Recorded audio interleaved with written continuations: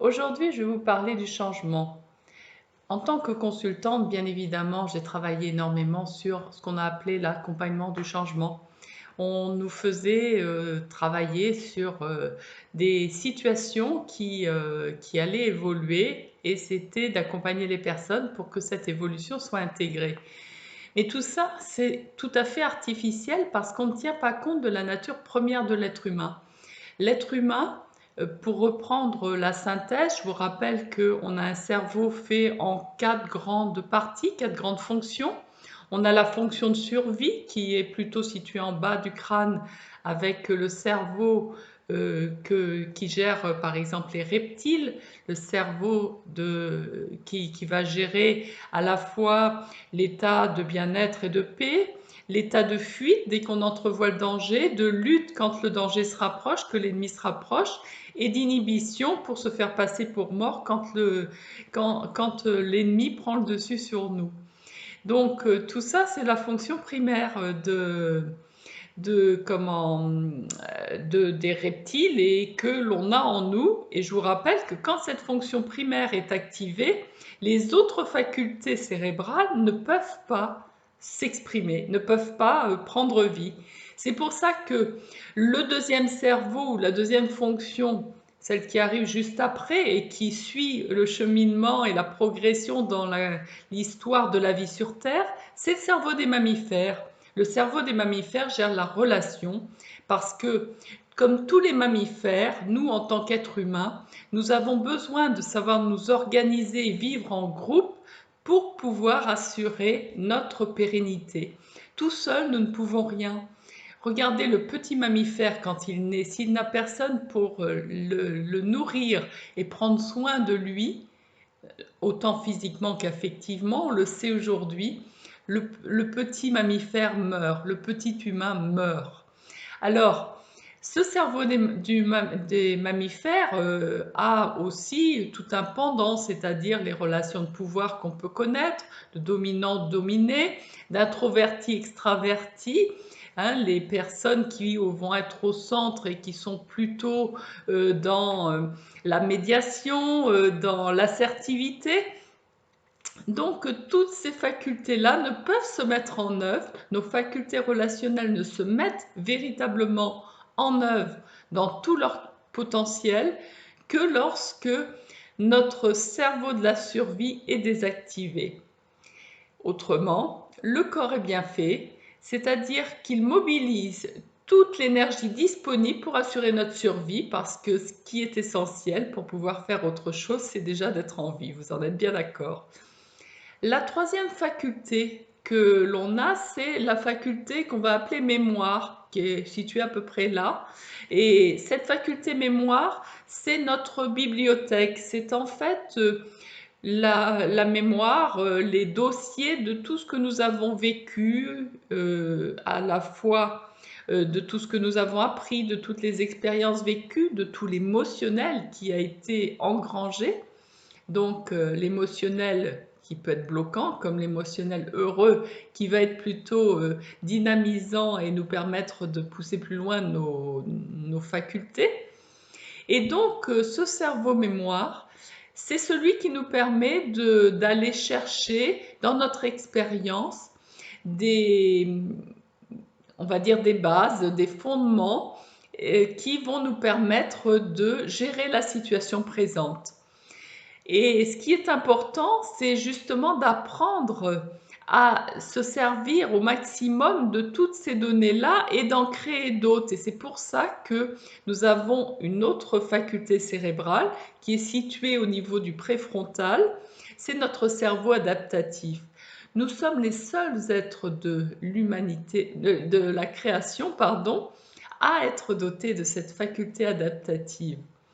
On va dire les seuls êtres connus dans la création à l'heure actuelle à avoir cette faculté adaptative, parce que peut-être que d'autres êtres, d'autres animaux l'ont aussi, mais les scientifiques ne l'ont pas encore découverte. Alors, la faculté adaptative, elle nous pousse professionnellement à vouloir toujours évoluer. Et aujourd'hui, quand on voit le désintéressement de beaucoup de salariés par rapport à l'entreprise, quand on voit ces départs complètement impromptus, déraisonnés de certaines organisations de travail, de personnes qui apparemment s'y trouvaient bien, c'est tout simplement parce qu'on n'a pas pris en compte leur besoin d'évoluer. Tant qu'on ne nourrira pas ce besoin d'évoluer, on s'expose au nomadisme salarial que l'on connaît aujourd'hui. Alors, pour gérer tout ça, c'est pas d'accompagner le changement, c'est-à-dire de faire en sorte que les personnes acceptent le changement qu'on a pensé pour elles. C'est d'intégrer le changement au sens de permettre, de donner la place en quelque sorte à chacun de contribuer au changement de l'organisation. Et c'est d'autant plus important qu'on est dans un monde qui bouge, qui évolue tellement vite que si nous ne prenons pas ça en compte, nous exposons l'organisation de travail à des problématiques très importantes.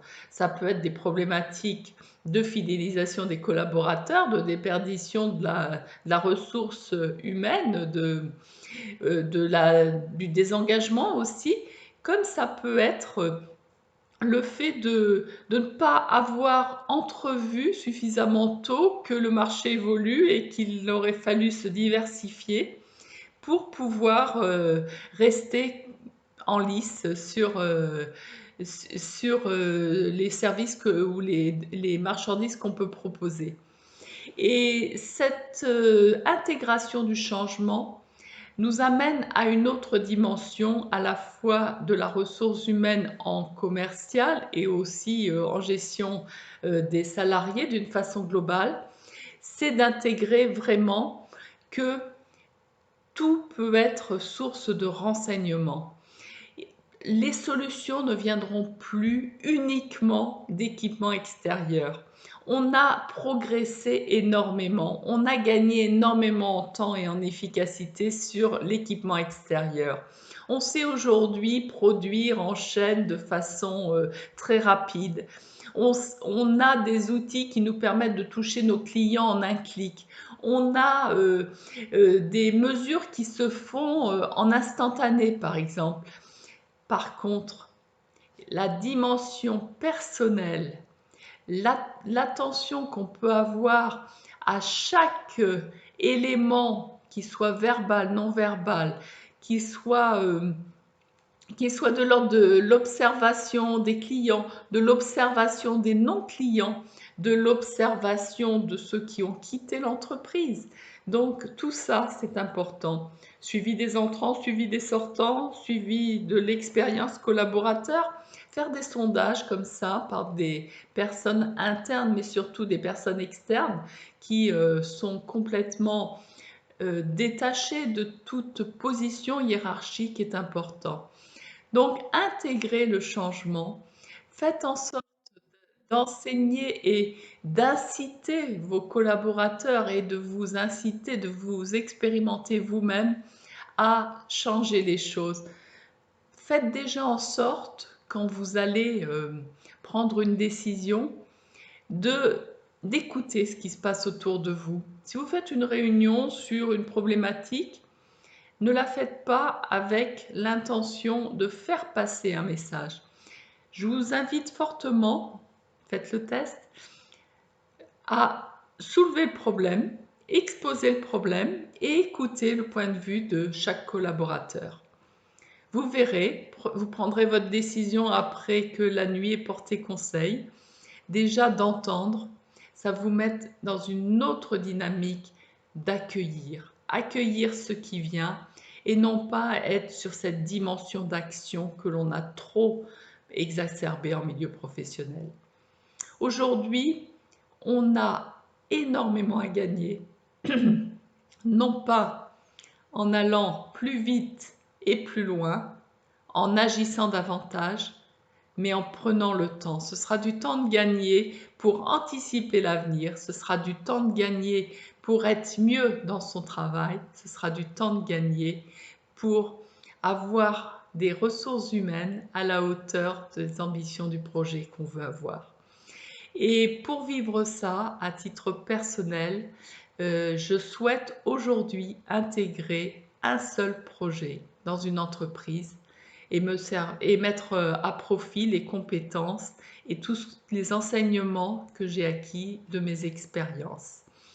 Aujourd'hui, j'ai besoin de me rassembler pour pouvoir voir les conséquences de mes actions, de pouvoir être à l'écoute, accueillir encore plus ce qui vient et potentialiser cette dimension interne de collaborateur plutôt que de gérer les ressources humaines comme on a enseigné tout le temps la gestion des compétences, la gestion de tout ça. Tout ce qu'on peut avoir en information de par les collaborateurs, en puissance créative, en interne dans une organisation de travail, tout cela, j'ai envie de contribuer à faire que un projet qui correspond à mes valeurs avance pour le bénéfice de tous dans le respect de chacun.